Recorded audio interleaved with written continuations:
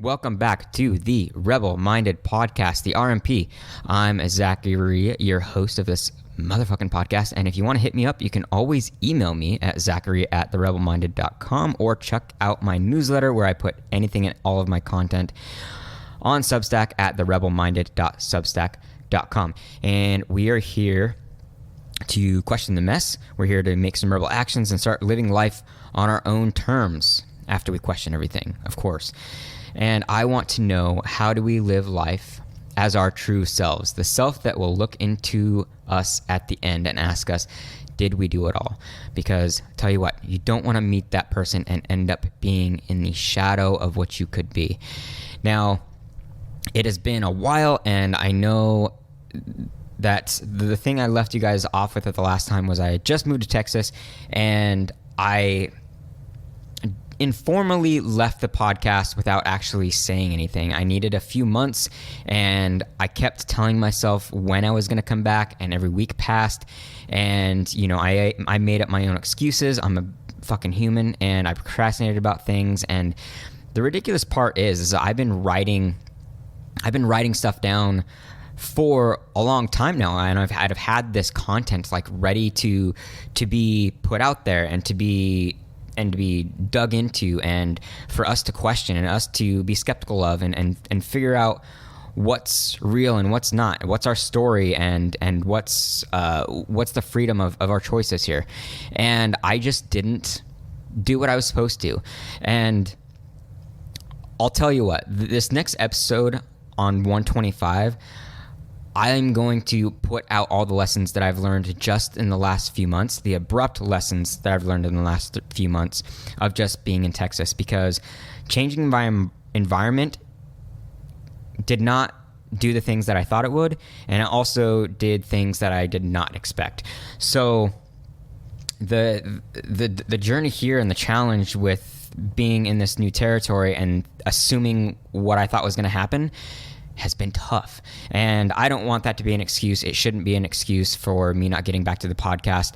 But the more and more I have been here, the more I've built up a foundation of what makes sense to me, and things have become clear. And I really do think that now is the time for my podcast and the rest of my content. If you guys are following it, you can follow it on Medium, you can follow it on Substack, you can follow it here on the Rebel Minded Podcast, which is on Spotify and Google and Apple. But I'm hoping this is where it finally picks up. I think people have to have so much pressure before things just fall into the next state of mind, I guess. And so as we move forward, I hope that we can get very consistent, and I hope that I can bring actually good value to you guys through all the questions and skepticism, and help you become more powerful as an individual and find your way. So we'll get on to this next prompt. This one was, everything's backtracking to roughly about a year ago. So I've had time to process. I've had time to kind of determine what's going on and where my mind would have been then, and maybe even if it's a little rusty, try to make sense of what may have happened at that point in time. So without any further ado, this is episode 124. Let's get the fuck into it, all right?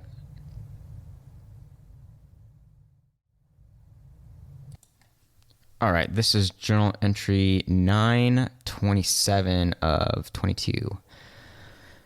Why is it that clarity so often comes after bouts of darkness or depressive stints? Is it the emotion? Would a similar clarity also come from highly quote-unquote positive emotion as well? This morning during my silence, a message came to me, another crack of light to my mission. What's odd is that I previously questioned my dedication to others and its possible suffocation of my own desire for life. So, what is true? What is real? Maybe there are reasons for both. Maybe they somehow both fit into my life. Would they exist exclusively, or would they somehow work separately depending on my needs? And then I went forward and wrote a informal type of mission statement to clear up what it is exactly that I'm trying to do. And you guys have kind of probably noticed this in the background of my content. My duty is to heal and reinforce this energy of masculinity that men so desperately need today, to mature it, prop up its usefulness, and stand next to it in its necessity. And then also, for the sake of personal identity, people are struggling with fighting demons. Their internal battle needs help being understood, processed, and controlled. Allied in a sense. Now, this is the full scope of that journal entry, and I think both of these pieces needed clarity within my writing to be, in order for me to intimately, discuss them and keep them at the forefront. And a lot of times I feel like there's something missing. Like there's only a way for me to explain it that makes sense. There's a puzzle piece that seems to be missing, that it seems like only I have the voice for. And that is what my mission continues to be. Now, I do know that like for the last few years, I've been trying to figure out where my love of people comes from, where my desire to support comes from. And in the beginning, when I said that, I didn't know if this dedication to other people was something that was necessary for me, or whether it was something suffocating me. The reason I said that, with all of the things that I've been processing over the last year, is that I've had this issue of giving up so much of myself for the sake of other people, and not doing it in the right way, doing it in small effects, to where I feel like I'm depleted. Like I've taken on so much emotion over the people that I've felt abandoned. I felt like I didn't get something in return. And what I've learned is that as everyone kind of senses that, to label relationships and friendships and the connection of people, the abstract connection of people, as transactional, the truth is that it is all very transactional. What is the point of loving someone if you don't give love back? What is the point of or what is the benefit of giving yourself, whether it be your time, whether it be your wisdom, whether it be the physical prowess of you, whatever it is? What is the point of giving all that if you don't get something back? Even if it's just an emotional success, if it's not giving you something back emotionally, physically, mentally, spiritually, whatever, then something's missing from the transaction. It's like this plus this equals this. And at the end of that equal sign should probably include both people. And so I've had this difficulty trying to figure out if what I was doing was not only good enough, which is another problem, but whether I was giving and not getting anything back from it. And me not getting anything back from it ended up being kind of like this expectation that I was supposed to get from other people, which was waiting for something to be said to me to make me feel good about who I was and what I was doing, trying to validate my purpose, rather than paying attention and believing in whatever content I'm trying to create, and being appreciative that it's just out there for somebody to attach to learn from, to gain from. And this is the fine line that I go over. I talk about in my writing about it being whisper of what it is that you're supposed to be, who you're supposed to be. And I figured out that the reason that it felt suffocating to me to continue to create was that I didn't have anybody to validate it for me. I didn't have anybody to pat me on the back. It was the child part of me that resented the world for not giving back transaction, when the actual transaction is the way that I felt about the material and the way that I felt about my own giving. That was supposed to be the transaction.